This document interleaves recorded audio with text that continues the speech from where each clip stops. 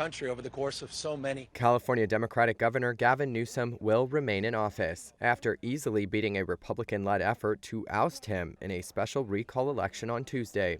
It sends a decisive message that the state's voters approve of Newsom's policies around COVID-19. Newsom spoke in the state's capital less than an hour after polls closed, when U.S. television networks projected his victory.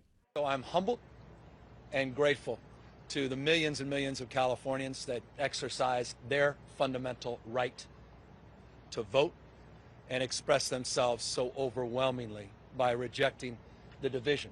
By late Tuesday, Newsom's win was clear. With nearly 50% of precincts reporting, Newsom was up by more than 30 points, according to state data. His top opponent, Republican radio host and Trump supporter Larry Elder, accepted the loss. Let's be gracious. Let's be gracious in defeat. And by the way, we may have lost the battle, but we are going to win the war. Newsom's success comes as a relief to Democrats who were already bracing for a tough fight in elections next year that will decide control of Congress.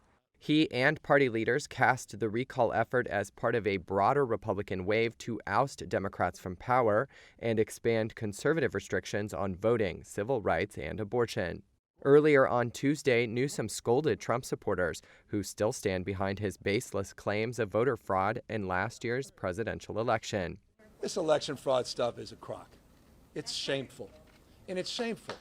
And I say that, I mean that. As an American, I'm ashamed. I'm disgusted by it. Stop. Grow up, people. These people literally are vandalizing our democracy and trust in our institutions. In the final days of the race, Newsom leaned on campaign support from President Joe Biden and Vice President Kamala Harris. California's Secretary of State has until October 22nd to certify the recall results.